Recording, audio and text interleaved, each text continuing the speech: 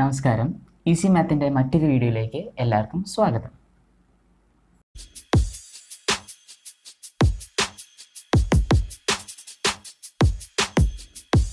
അപ്പോൾ കഴിഞ്ഞ ക്ലാസ്സിൽ നമ്മൾ ഡിസ്കസ് ചെയ്തത് യൂക്ലിഡ്സ് ഡിവിഷൻ അൽഗോരിതം ആണ്. അത് ഉപയോഗിച്ചുകൊണ്ട് എങ്ങനെയാണ് നമ്മൾ HCF ഒക്കെ കാണുന്നതെന്നൊക്കെ നമ്മൾ കണ്ടു. പിന്നെ നമ്മൾ മറ്റൊരു തിയറമാണ് നോക്കുന്നത്, അതായത് ഫണ്ടമെൻ്റൽ തിയറം ഓഫ് അരിത്തമെറ്റിക്സ്. വളരെ സിമ്പിളായിട്ടുള്ളൊരു തിയറമാണിത്. പറയുന്നത് ഇത്രയേ ഉള്ളൂ, അതായത് any natural number can be expressed as the product of some prime numbers and this factorisation is unique apart from the order. അതായത് ഏതൊരു നാച്ചുറൽ നമ്പറും കുറച്ച് പ്രൈം നമ്പേഴ്സിൻ്റെ പ്രൊഡക്റ്റായിട്ട് നമുക്ക് റെപ്രസെൻറ്റ് ചെയ്യാമെന്നാണ് പറയുന്നത്. മാത്രമല്ല ഈ പാറ്റേൺ, അതായത് കുറച്ച് നമ്പേഴ്സ് ഉണ്ടാവുമല്ലോ, ഒരു നമ്പറിനെ റെപ്രസെൻറ്റ് ചെയ്യാൻ കുറച്ച് പ്രൈം നമ്പേഴ്സ് ഉണ്ടാവും. ആ നമ്പേഴ്സ് എന്ന് പറയുന്നത് യുണീക്ക് ആയിരിക്കും. അതായത് ഒരു നാച്ചുറൽ നമ്പർ എടുത്താൽ അതിൻ്റെ ഫാക്ടേഴ്സ് യുണീക്ക് ആയിരിക്കും. മാത്രമല്ല അതിൻ്റെ ഓർഡർ അങ്ങോട്ടും ഇങ്ങോട്ടും മാറിയാലൊന്നും പ്രശ്നമില്ല, but the numbers will be unique എന്നാണ് പറയുന്നത്. പ്രൈം ഫാക്ടറൈസേഷൻ നമ്മൾ ചെറിയ ക്ലാസ്സുകളിൽ കണ്ടിട്ടുള്ളതാണ്, എന്നാലും നമുക്ക് കുറച്ച് കാര്യങ്ങൾക്ക് വേണ്ടി ഉപയോഗിക്കുന്നുണ്ട്. അപ്പോൾ അതെന്താണെന്നുള്ളതൊന്ന് ജസ്റ്റ് ഒന്ന് നമുക്ക് പറഞ്ഞു തരാം. ഒരു എക്സാമ്പിൾ വെച്ച് പറഞ്ഞാൽ, സപ്പോസ് 60 എന്നൊരു നമ്പർ നമ്മൾ കൺസിഡർ ചെയ്യണം. അപ്പോൾ നമുക്ക് വേണ്ടത് 60യെ നമുക്ക് പ്രൈം ഫാക്ടേഴ്സായിട്ട് റെപ്രസെൻറ്റ് ചെയ്യണം. 60 നമ്മൾ ആദ്യം തന്നെ എന്താ ചെയ്യണമെന്ന് വെച്ചാൽ, എല്ലാവർക്കും ഓർമ്മയുണ്ടാവും, 60 എന്ന് എഴുതിയിട്ട് ഈ ഒരു പാറ്റേണിൽ എഴുതിയിട്ട് ഏറ്റവും ലോവസ്റ്റ് പ്രൈം നമ്പർ 2 അല്ലേ, 2 ആണ് ദ ലോവസ്റ്റ് പ്രൈം നമ്പർ. 2 എന്ന് തുടങ്ങി 2 വെച്ച് ഡിവൈഡ് ചെയ്തു. ഡിവൈഡ് ചെയ്യുമ്പോൾ നമുക്ക് കിട്ടുന്നത് 6ൽ 3 0 അല്ലേ. വീണ്ടും 2 കൊണ്ട് പോകുമെന്ന് നോക്കുക.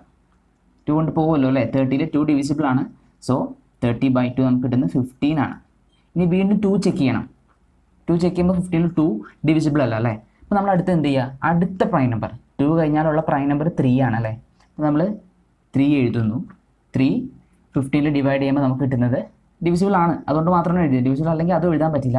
ഇവിടെ ഡിവിസിബിൾ ആയതുകൊണ്ട് നമ്മൾ എന്ത് ചെയ്യുന്നു, 3 എഴുതി. അപ്പോൾ 3 5 15 ഡിവൈഡ് ചെയ്യുമ്പോൾ നമുക്ക് കിട്ടുന്ന ആൻസർ 5 ആണല്ലേ. വീണ്ടും നമ്മൾ ഡിവൈഡ് ചെയ്ത് നോക്കുമ്പോൾ എന്താണ്, 3 പോവില്ല. പിന്നെ അടുത്തത് വരുന്ന 5 ഡിവിസിബിൾ ആണല്ലോ, 5 എഴുതി അല്ലേ. 5/5 1 അല്ലേ.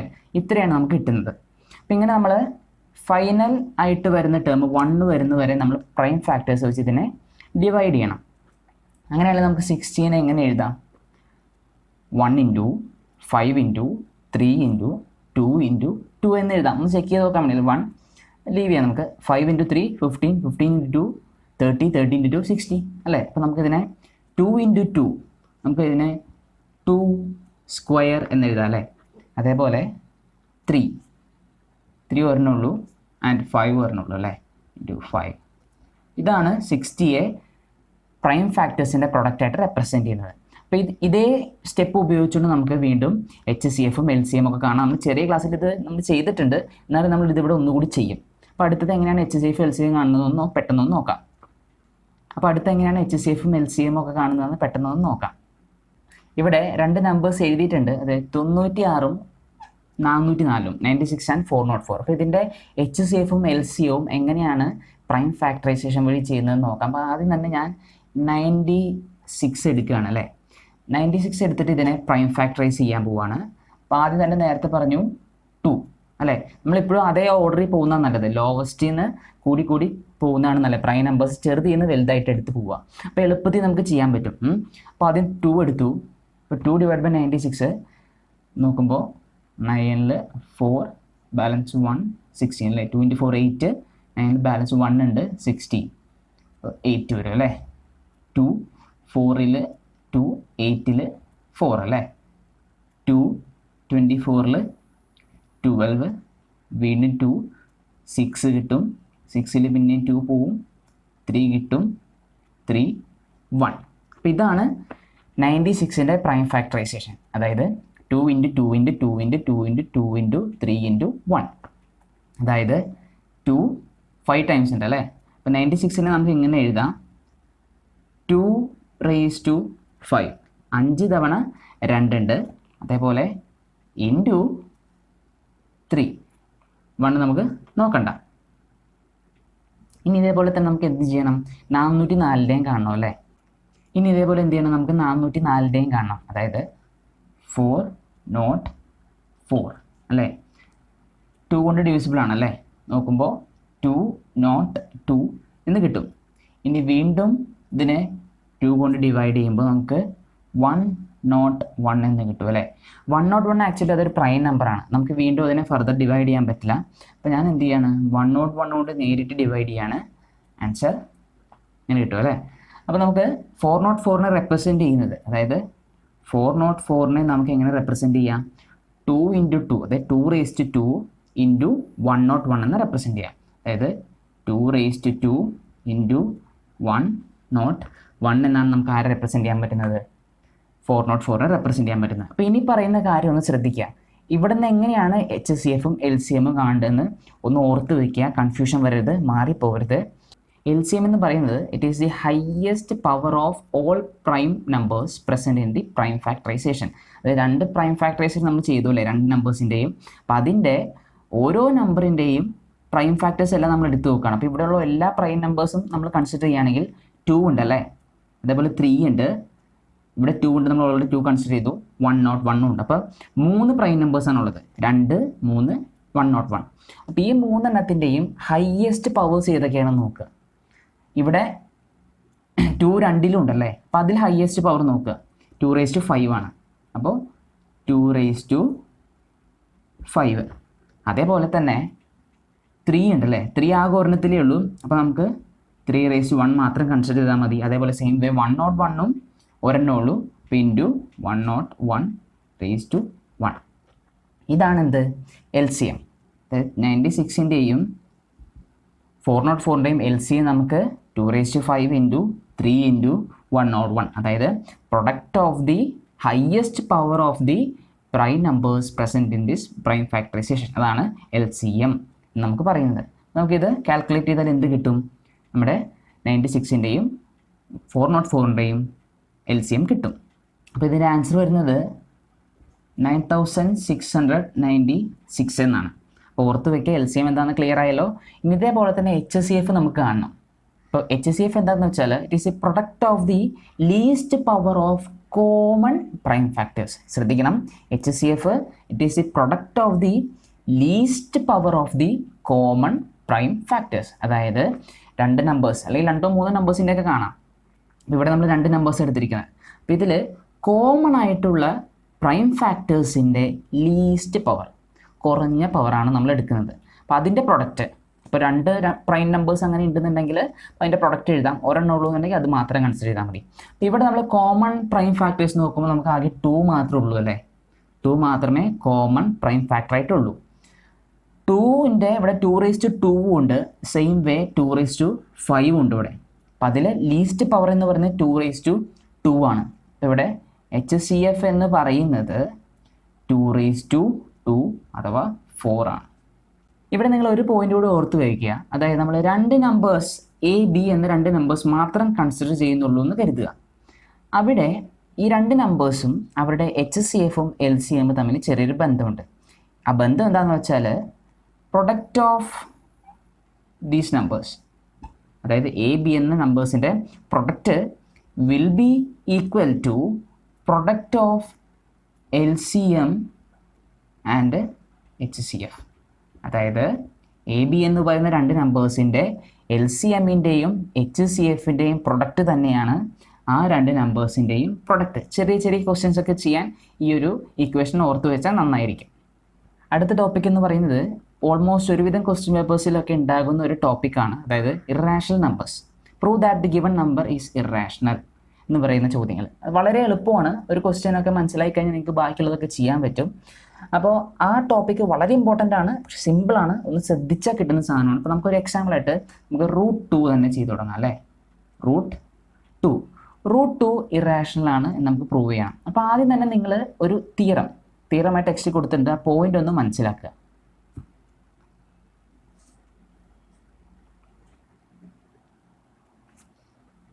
അതായത് ഒരു നമ്പർ, സപ്പോസ് A എന്ന് പറയുന്നൊരു നമ്പറാണ്. ഈ നമ്പറിൻ്റെ സ്ക്വയറിനെ P എന്ന് പറയുന്നൊരു പ്രൈം ഫാക്ടർ കൊണ്ട് ഡിവൈഡ് ചെയ്യാൻ പറ്റിയെന്ന് വിചാരിക്കുക. അതായത് A² is divisible by P എങ്കിൽ A will be divisible by P. ഒരു ചെറിയ തിയറമാണ്, ഒരു പോയിൻ്റായിട്ട് ഓർത്ത് വെച്ചാൽ മതി. അതായത് if a square is divisible by a prime number, ശ്രദ്ധിക്കണം പ്രൈം നമ്പറാണ്, is divisible by a prime number p, then a will also be divisible by p. a square p കൊണ്ട് ഡിവൈഡ് ചെയ്യാമെങ്കിൽ എയും p കൊണ്ട് ഡിവൈഡ് ചെയ്യാം, where p is a prime number. ഇതൊന്ന് ഓർത്ത് വെച്ചാൽ നമുക്ക് ഇതിൻ്റെ ബാക്കി ചെയ്യാൻ പറ്റുള്ളൂ. ഈ √2 ഇറേഷണൽ തെളിയിക്കുന്നതിൽ ഇത് ആവശ്യമുണ്ട്. അപ്പോൾ ഈ ക്വസ്റ്റ്യൻ്റെ പാറ്റേൺ ഒക്കെ സെയിം ആണ്. അതായത് √2 ആയാലും √3 ആയാലും √5 ഒക്കെ ആയാലും നിങ്ങൾക്ക് ഇങ്ങനെ ചെയ്യാം. അപ്പോൾ ആദ്യം തന്നെ നിങ്ങൾ ചെയ്യേണ്ടത് ഫസ്റ്റ് സ്റ്റെപ്പ്, ഇത് നേരെ കോൺട്രഡിക്ഷൻ ആയിട്ട് നമ്മൾ അസ്യൂം ചെയ്യാം. അതായത് assume √2 ഈസ് റാഷണൽ. ഇറാഷണൽ എന്ന് തെളിയിക്കാൻ പറഞ്ഞിട്ടുണ്ട്. നമ്മൾ എന്താണ് ചെയ്യുന്നത്? ആദ്യം assume √2 ഈസ് റാഷണൽ. അതായത് √2 റാഷണൽ ആണെന്ന് ആദ്യം നമ്മൾ അസ്യൂം ചെയ്യും, എന്നിട്ടാണ് നമ്മളിത് മുന്നോട്ട് പോകുക. അപ്പം നമ്മുടെ മുന്നോട്ട് പോകുമ്പോൾ എന്താ സംഭവിക്കുന്നത് വെച്ചാൽ പിന്നെ വരുന്ന ചില സ്റ്റെപ്പുകളൊക്കെ റോങ് ആയിട്ട് നമുക്ക് പ്രൂവ് ചെയ്ത് കിട്ടും. അപ്പോൾ നമ്മുടെ അസംഷൻ തെറ്റാണെന്ന് നമ്മൾ പറയും. അപ്പം അങ്ങനെയാണ് ഈ സ്റ്റെപ്പ് ചെയ്യുന്നത്. അപ്പോൾ ശ്രദ്ധിക്കുക, അപ്പോൾ ആദ്യം തന്നെ നമ്മൾ എന്ത് ചെയ്തു? √2 റാഷണൽ ആണെന്ന് അസ്യൂം ചെയ്തു. എങ്കിൽ √2വിനെ നമുക്ക് റാഷണലാക്കി എഴുതാൻ പറ്റും അല്ലേ? p/q ഫോമിൽ എഴുതാൻ പറ്റും. അതായത് √2 ഈക്വൽ ടു a/b എന്ന് എഴുതുകയാണ് ഞാൻ.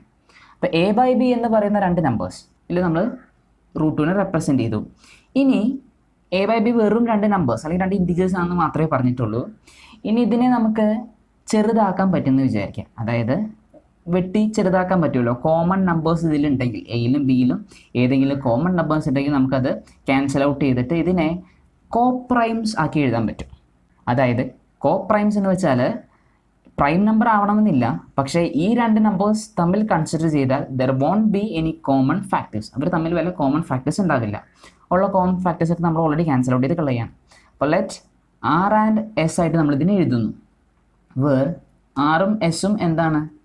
കോപ്രൈംസ് ആണെന്ന് പറയാണ്. കോപ്രൈംസ്. ഇപ്പോൾ ഫസ്റ്റ് സ്റ്റെപ്പ് റാഷണൽ ആണെന്ന് പറഞ്ഞു, റാഷണൽ ഫോമിൽ എഴുതി, എന്നിട്ട് അതിൻ്റെ കോമൺ ഫാക്ടേഴ്സ് ഒക്കെ വെട്ടിക്കളഞ്ഞ് ബാക്കി കോപ്രൈംസ് ആക്കി എഴുതി. ആറും എസുമാണ് കോപ്രൈംസ്. ഓക്കെ അല്ലേ? അപ്പോൾ നമുക്ക് ഇങ്ങനെ കിട്ടി √2 ഈക്വൽ ടു R/S എന്ന് കിട്ടിയല്ലേ? അപ്പോൾ ഇതിനെ നമ്മൾ എസിന് ഇങ്ങോട്ട് കൊണ്ടുവന്ന് നമുക്ക് എഴുതാം എസ് √2 ഈക്വൽ ടു R എന്ന് എഴുതാം അല്ലേ? S × √2 equal to R. ഇതിനെ ഒന്ന് സ്ക്വയർ ചെയ്താൽ, കാരണം ഇവിടെ √2 കിടക്കണ്ടല്ലേ. അപ്പോൾ √2വിനെ 2 ആക്കാൻ നമ്മൾ through out the equation square ചെയ്യാണ്. LHS മാർച്ച് സ്ക്വയർ ചെയ്യുമ്പോൾ ഇവിടെ എസ് സ്ക്വയർ, പിന്നെ √2 × √2 2 ആണ്. ഞാനത് ഇപ്പുറത്ത് എഴുതാണ്. 2s square equal to R square എന്ന് നമുക്ക് കിട്ടും. ജസ്റ്റ് ഒന്ന് സ്ക്വയർ ചെയ്യുന്നേ ഉള്ളൂ അല്ലേ?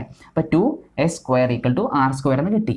അപ്പോൾ നമ്മൾ നേരത്തെ ഒരു സ്റ്റെപ്പിൽ നേരത്തെ ഒരു തിയറം പോലെ പറഞ്ഞിരുന്നു. അതായത് if a number is divisible by 2, അല്ലെങ്കിൽ ഇഫ് എ നമ്പറിൻ്റെ square is divisible by 2, then that number will also be divisible by 2. അതായത് ഒരു നമ്പറിൻ്റെ സ്ക്വയർ 2 കൊണ്ട് ഡിവിസിബിൾ ആണെങ്കിൽ, അല്ലെങ്കിൽ ഒരു പ്രൈം ഫാക്ടർ കൊണ്ട് ഡിവിസിബിൾ ആണെങ്കിൽ, ആ നമ്പർ അതേ പ്രൈം ഫാക്ടർ കൊണ്ട് ഡിവിസിബിൾ ആയിരിക്കും. അപ്പോൾ ഇവിടെ R സ്ക്വയർ 2 കൊണ്ട് ഡിവിസിബിൾ ആണെങ്കിൽ R will be also divisible by 2.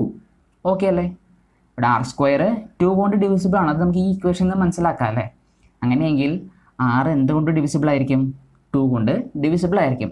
അങ്ങനെയെങ്കിൽ നമുക്ക് R ഈക്വൽ ടു 2p എന്ന് എഴുതാം. p എന്തെങ്കിലും ഒരു നമ്പർ ആയിക്കോട്ടെ, കാരണം ഡിവിസിബിൾ ആണ്. അപ്പോൾ നമുക്ക് ഇങ്ങനെ എഴുതാമല്ലോ. That is R equal to 2p എന്ന് നമുക്ക് എഴുതാം. ഇവിടെ നമുക്ക് കിട്ടിയല്ലേ R is divisible by p. p ആണ് അവിടെ factor. 2 × p equal to R എന്നിട്ട് ഇക്വേഷൻ എഴുതാണ്. ഈ ഇക്വേഷൻ നമ്മൾ എവിടെ കൊണ്ട് സബ്സ്റ്റിറ്റ്യൂട്ട് ചെയ്യാൻ പോവാണ്? തൊട്ട് മുന്നത്തെ ഇക്വേഷനിൽ കൊണ്ട് സബ്സ്റ്റിറ്റ്യൂട്ട് ചെയ്യാൻ പോവാണ്. ഓക്കെ, അതായത് 2s square equal to 2p the whole square. 2s square equal to 2p the whole square equal to 4p square അല്ലേ? അതായത് 2s square equal to 4p square എന്ന് നമുക്ക് കിട്ടി. അതായത് ഇവിടെ ഇപ്പോൾ ഇതിൽ നിന്ന് 2ഉം 4ഉം ക്യാൻസൽ ചെയ്താൽ ഇവിടെ 2 എന്ന് വരും അല്ലേ? അപ്പോൾ നമുക്ക് കിട്ടുന്ന answer s square equal to 2p square എന്നാണ്. അതായത് s സ്ക്വയർ ഈക്വൽ ടു ഇവിടെ 2p സ്ക്വയർ എന്ന് കിട്ടി. അതിൻ്റെ അർത്ഥം s square is divisible by 2 എന്നാണ് അല്ലേ? കാരണം ഇവിടെ 2 × p സ്ക്വയർ എന്നല്ലേ? അപ്പോൾ s square is divisible by 2. അങ്ങനെയെങ്കിൽ S will be also divisible by 2. ശ്രദ്ധിക്കുക, എസ് സ്ക്വയർ 2 കൊണ്ട് ഡിവിസിബിൾ ആണെങ്കിൽ എസ് 2 കൊണ്ട് ഡിവിസിബിൾ ആയിരിക്കും. അപ്പം നമുക്കിവിടെ കിട്ടുന്നൊരു കാര്യം 6 2 കൊണ്ട് ഡിവിസിബിൾ ആണെന്ന് കിട്ടി അല്ലേ. അതേപോലെ എസ്സും 2 കൊണ്ട് ഡിവിസിബിൾ ആണെന്ന് കിട്ടി. അങ്ങനെയെങ്കിൽ നമ്മളിവിടെ അസ്യൂം ചെയ്തത് 6ഉം എസ്സും കോപ്രൈംസ് ആണെന്നാണ് അല്ലേ. നമ്മൾ കോമൺ ഫാക്ടേഴ്സൊക്കെ ക്യാൻസൽ ഔട്ട് ചെയ്ത് കളഞ്ഞിട്ട് 6ഉം എസ്സും കോപ്രൈംസ് ആണ്, അവർക്ക് വേറെ കോമൺ ഫാക്ടറിൽ തന്നെ അസ്യൂം ചെയ്ത് ആ അസംഷൻ നമുക്കിവിടെ തെറ്റാണെന്ന് മനസ്സിലാക്കാം. കാരണം എന്താ, ഇവിടെ ഒരു കോമൺ ഫാക്ടർ കൂടി വന്നു. ആ ഫാക്ടറാണ് ആര്? 2 അല്ലേ.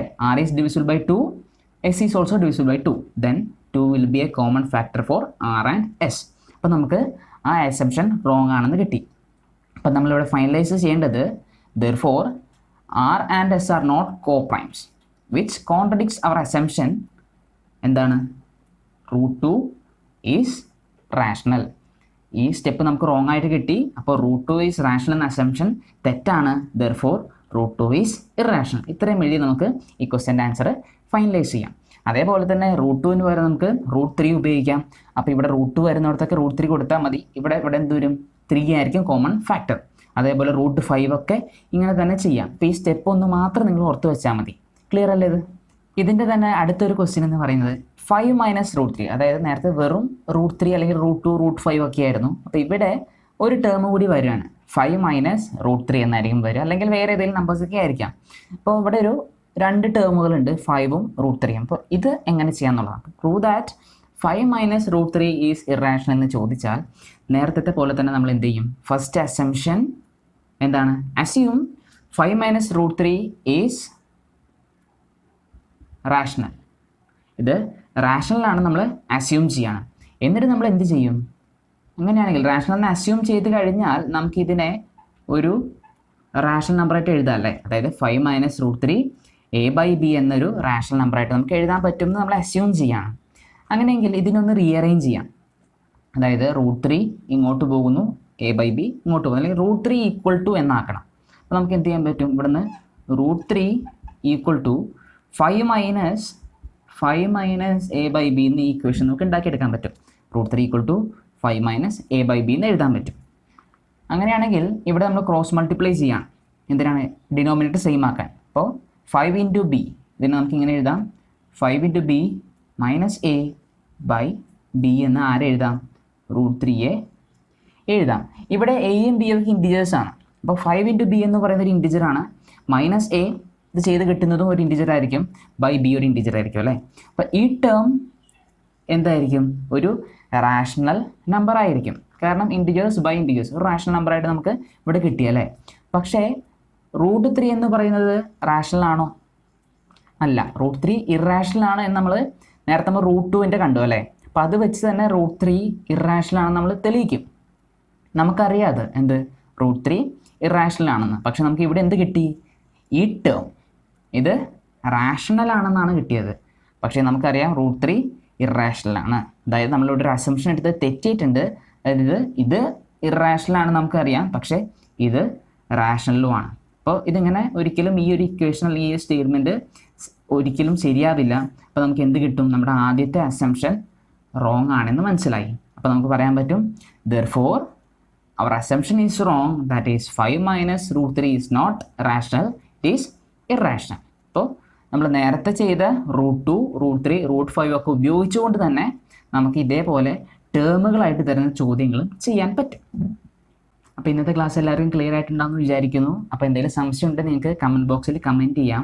അതേപോലെ തന്നെ വീഡിയോ ഇഷ്ടപ്പെട്ടിട്ടുണ്ടെങ്കിൽ നിങ്ങളുടെ ഫ്രണ്ട്സിനും അതേപോലെ തന്നെ മറ്റുള്ളവർക്കൊക്കെ ഒന്ന് ഷെയർ ചെയ്യുക. ചാനൽ സബ്സ്ക്രൈബ് ചെയ്യുക. മറ്റ് ക്ലാസ്സുകൾ ഈ വരും ദിവസങ്ങളിൽ ഇടുന്നതായിരിക്കും.